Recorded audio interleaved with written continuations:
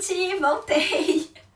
Desculpa a loucura, foram muitas perguntas que vocês enviaram e aí eu tive que prolongar essa live pra gente conseguir responder as perguntas que faltaram. Obrigada pro pessoal que tá entrando. Ó, tô suando horrores. Foram muitas perguntas e aí acabou faltando algumas e aí vai dar pra gente tentar responder um pouquinho melhor as perguntas que ficaram faltando, tudo bem? Vamos lá, peraí, deixa eu só tirar isso aqui. Peraí, vamos lá. Eu parei na pergunta sobre a máscara, né? Vamos ver. A Caroline mandou assim, ó. Posso tomar remédio pra dor logo quando a dor está leve? Caroline, não é o que a gente recomenda, tá? Mas assim, depende, né? Depende se a dor, ela fica muito intensa. Se a sua dor costuma ficar muito intensa, aí você toma quando a dor tá leve. Agora, se a sua dor não tá evoluindo normalmente pra uma dor tão intensa, aí eu recomendo você fazer todas as técnicas que a gente ensina aqui, pra só depois, se ela aumentar, você tomar a medicação. Só um minutinho, gente. Só um minutinho. Esperando o pessoal. Aproveita enquanto isso, rapidinho, gente. Aproveita pra deixar o like de vocês, ajudar a distribuir, porque um monte de gente saiu e não voltou. Me abandonaram. Vamos lá. Bom, deixa eu ler a próxima pergunta. Tem gente que tá voltando. Obrigada, gente. A Deinha mandou assim, ó. Sou alérgica a corantes e a anti-inflamatório. Só tomo paracetamol e também Limbridol pra ansiedade. Porém, ultimamente ando tendo crise de enxaqueca, não sei o que tomar. Quinta-feira irei para o neurologista. Deinha, é um ótimo caminho você procurar o seu neurologista. Mas assim, gente, não vamos pensar só no que tomar, né? Vamos pensar no que a gente pode mudar de hábito. Então, assim, se a sua crise tá mais intensa, tá mais frequente, vamos pensar no que tá piorando essa intensidade, essa frequência de crises. Vamos pensar o que tá fazendo, que tá desorganizado, tá desequilibrado no seu organismo e tá fazendo com que você tenha crises mais frequentes e mais intensas. Esse é um caminho bom, você se perguntar, e aí você pode conseguir fazer isso através do Diário da Enxaqueca. Ele vai ajudar você a enxergar isso, tudo bem? Vamos lá. A Laís mandou assim, qual o melhor queijo que posso colocar nos ovos no café da manhã? Ó, eu já deixei no meu stories, Laís, deixei no meu stories algumas sugestões, uns destaques tem sobre os queijos. E eu coloquei os queijos que eu utilizo. Por que esses queijos? Esses queijos, eles são os queijos mais puros. Eles não têm muitos, na verdade, eles não têm, né, componentes que podem deixá-lo mais perigoso para o nosso organismo, para nossa absorção. Muitos condimentos e nada disso. Então, são normalmente queijos que têm até 3 ou no máximo 4 ingredientes. Aqueles que já têm o sal, por exemplo, tem até 4 ingredientes. Então, são o que a gente chama de queijos saudáveis. Tudo bem? Vamos lá. A Tayana perguntou assim, Fer, qual a relação das náuseas com enxaqueca? Aquela ânsia de vômito, mas não vem vômito algum. Tayana, os enjoos, né, essa náusea, ela é um sintoma das crises mesmo. Por quê? Porque a enxaqueca, ela ocorre por uma desregulação dos nossos níveis hormonais, certo? Hormonais não, elas acontecem por alterações, por desequilíbrios no nosso organismo. Algumas das coisas que, quando acontece essa desorganização do equilíbrio do nosso organismo, ela afeta algumas regiões do nosso cérebro que vão fazer com que a gente tenha esse enjoo. E aí o enjoo, ao contrário do que as pessoas acham, ele não é ocasionado pelo fígado. Ele é ocasionado pelo cérebro. O cérebro manda uma mensagem pro nosso estômago que vai fazer com que a gente, né, tenha essa questão dessa estase gastrointestinal, esse enjoo, essa diminuição da movimentação do nosso estômago. E aí vem esse enjoo junto com essa diminuição de absorção de nutrientes. Então isso acontece justamente por um comando que acontece no nosso cérebro, que é decorrente de desequilíbrios químicos que acontecem no cérebro durante uma crise de enxaqueca, tá? Vamos lá. A Marcele, minha enxaqueca mudou. Na infância e adolescência eu tinha uma dor lateral, principalmente no olho, e tinha aura, com dormência, formigamento, enjoo. Já hoje, bem mais velha, eu não tenho mais a aura nem enjoo, mas a dor aumentou de maneira surreal e agora tenho ressaca. Pois é, a enxaqueca, ela pode mudar sim as características dela, tá? Ela não... até regiões, muitas vezes você pode costumar ter dor numa região e ela mudar para uma outra região justamente porque a enxaqueca ela tem essas características de mudança, né? Migraine, ela migra, né, de região para região, ela migra de sintomas, isso pode ir mudando com o passar do tempo também, tá? A Aline perguntando, enxaqueca hormonal, como tratar? Aline, é o que a gente conversou aqui, as mudanças de hábito, putz, voltou, gente. As mudanças de hábito são extremamente importantes, tá? E não só no período menstrual, né? Só um pouquinho antes do período menstrual começar. A gente tem que fazer essa mudança antes de chegar ao período menstrual. Então, quando chega o período menstrual, os outros fatores eles estão em equilíbrio no nosso organismo. Isso faz com que as flutuações hormonais, as alterações nos níveis hormonais, não tenham um impacto tão grande no surgimento da crise. Então isso vai fazer com que a gente ou não tenha a crise, ou se a gente tiver, a gente vai ter uma crise com uma menor intensidade. Tudo bem? A Marcilene, frutas cítricas aumentam as crises? É o que a gente conversou aqui, né?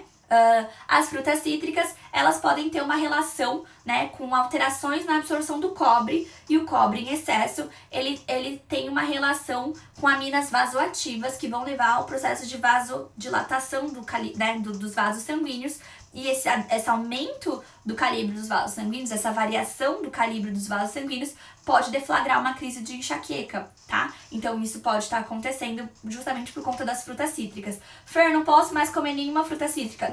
Não é isso, mas você tem que você tem que consumir com cautela, não precisa exagerar, tá bom? Pré-menopausa, aqui a Erika pergunta, pré-menopausa piora as crises? Pode piorar, tá? Essas flutuações hormonais podem piorar sim, independente se é só menstrual, se é pré-menopausa. Durante a menopausa também uma porcentagem das mulheres sentem piora. Vamos lá. A Tá Garcia, Fê, qual a relação do chocolate, do café com a enxaqueca? Eu não fico sem tomar meu café, mas já ouvi que não pode. Qual a relação? E noite mal dormida, qual a relação? Ontem mesmo acordei com a minha cabeça explodindo, mesmo tendo tomado diariamente o remédio preventivo. Bom, o café a gente já conversou aqui, o que acontece?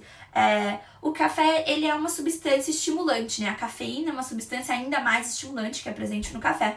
E todo o processo, a gente tá falando, quando a gente fala de enxaqueca, a gente fala de um cérebro, né, hiperativo. Ele é um cérebro mais sensível e ele é hiperativo, então ele é muito agitado, esse cérebro.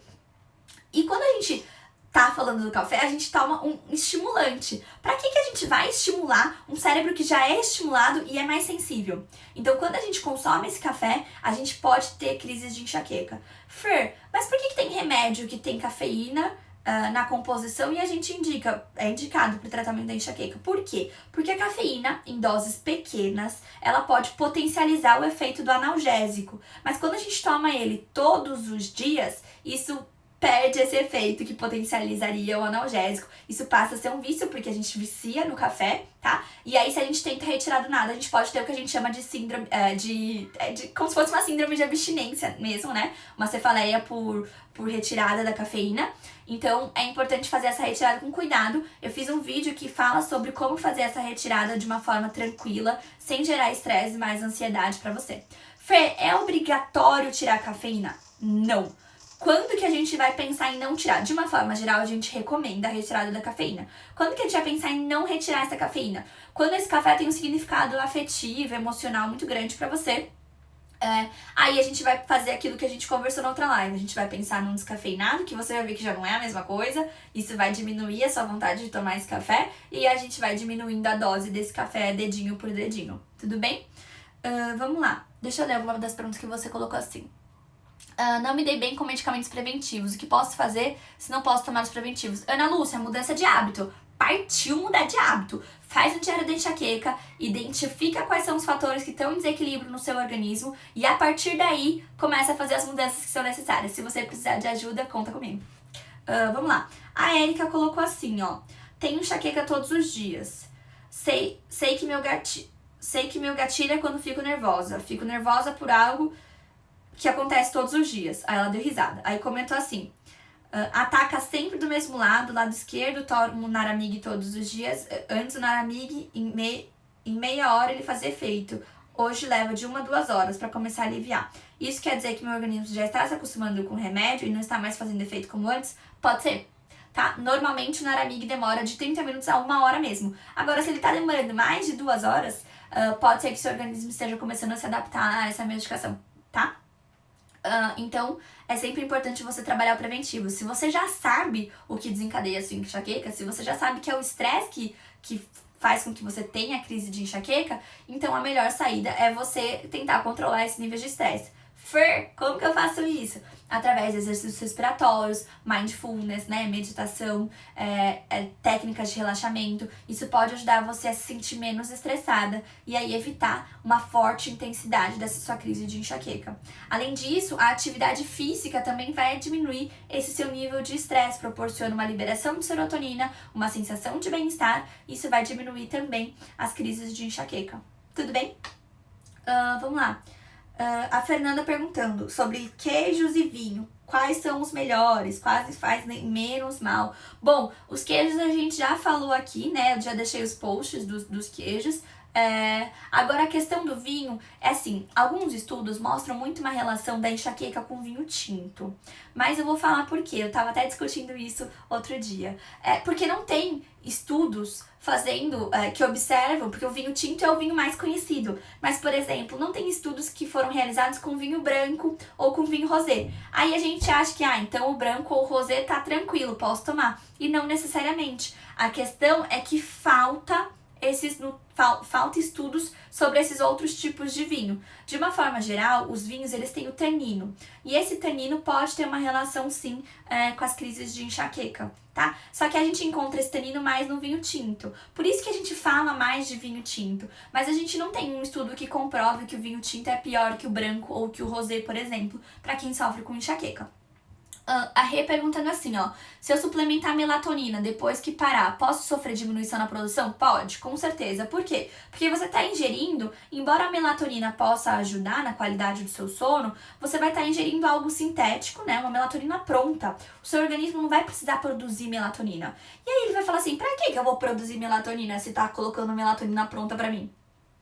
Né? Então, quando você consome por muito tempo essa melatonina, você pode sim ter alteração na produção de melatonina quando você cessar a utilização dessa suplementação. Tenho intolerância à lactose, mas não estou tomando nem o leite sem lactose para evitar. O leite dá dor de cabeça?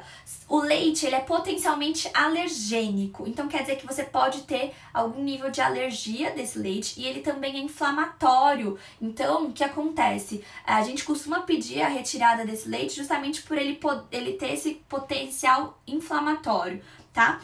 Independente se ele tem lactose ou não. A gente costuma falar intolerância à lactose, mas muitas pessoas têm o que a gente chama de alergia à caseína, que é a proteína do leite. A lactose é açúcar do leite, é o açúcar do leite, tá? E quando a gente fala em queijo, alguém tinha perguntado alguma coisa relacionada à questão do queijo e à questão do leite, né? O queijo, durante o processo de produção do queijo, as bactérias boas que são colocadas lá no queijo, elas se alimentam da lactose. Então, esse queijo tem uma quantidade de lactose muito menor, tá? E aí, ela acaba comendo toda essa lactose. E por isso que queijo, quando a gente fala leite e derivados, tá errado. Leite é uma coisa, manteiga é outra, queijo é outra, iogurte é outra. Por isso que o iogurte a gente costuma sim recomendar para os pacientes que não têm essas alterações com lactose, por exemplo. A gente costuma recomendar sim a utilização do iogurte justamente para regular a flora intestinal, tá? Uma coisa é leite, outra coisa é manteiga, outra coisa é iogurte. Tudo bem, gente? E queijo? Vamos lá. Tenho enxaqueca e uso naratriptana. Tem efeito colateral se tomar por muito tempo? Cris, isso vai depender... Não, se você tomar muito tempo, mas assim, você tem uma crise por mês. Você toma uma vez no mês, não vai ter problema. O problema é você tomar ele com frequência por muito tempo. Aí sim, você pode sofrer. Não só a questão da crise de enxaqueca, que pode ficar mais frequente, mas até mesmo a questão fígado, rins, todos eles podem sofrer com a utilização constante e frequente de medicamentos. Qual a sua opinião sobre a pulseira de âmbar? Realmente funciona? A pulseira de âmbar, ela tem o que a gente chama de ácido sucínico. O que acontece? Ele em contato com a pele, ele tem um poder analgésico, digamos assim. Mas não tem estudos que comprovem que ela funcione, tudo bem? Acaba sendo muito mais uma questão de você acreditar que ela funciona, e aí isso dá uma tranquilidade pra você, e aí você sente esse impacto nas suas frequências de crise. Não tem estudos que comprovem o funcionamento dela. Qual a melhor profilaxia para enxaqueca menstrual? Bom, a gente já conversou sobre isso, né? A melhor forma é através das mudanças de hábito necessárias. Ela perguntou se tem vitamina como magnésio, ferro, porque ela já viu em alguns Instagrams falando que eles ajudam. Ajudam, não necessariamente na enxaqueca menstrual, mas em qualquer tipo de enxaqueca. Para isso, você precisa fazer um exame de sangue para ver o que está faltando de vitaminas no seu organismo, e isso pode estar influenciando, sim, nas suas crises de enxaqueca. E a última, por que acontece a enxaqueca no final da menstruação? Que é o que acontece comigo. Sempre reclamo disso pra minha GO, né? Mas ela diz que é normal. Olha, na verdade, isso não é normal, tá? Mas pode acontecer. O que acontece é, a crise de enxaqueca que tem relação com a menstruação, ela pode acontecer antes da menstruação, depois da menstruação e na ovulação, ou mesmo durante a menstruação. Então, ela pode variar, tá? Então, tem uma relação sim com o seu período menstrual. O que você precisa é observar quais são os outros fatores, além da oscilação hormonal, que estão relacionados com as suas crises de enxaqueca. Aí, você consegue ter um controle maior e vai ter uma diminuição na frequência das crises. Gente, só um minutinho, eu vou tomar um golinho de água.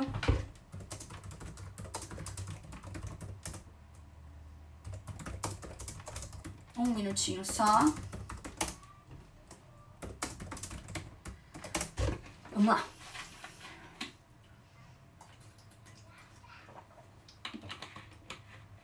O pessoal falando, sinto muita dor na nuca durante as crises. Por quê? Bom, isso acontece porque existe um aumento de tensão na nossa musculatura, tá? E aí isso pode estar interferindo nas suas crises de enxaqueca. Esse aumento de tensão pode contribuir por uma piora da intensidade das suas crises de enxaqueca. Vamos lá.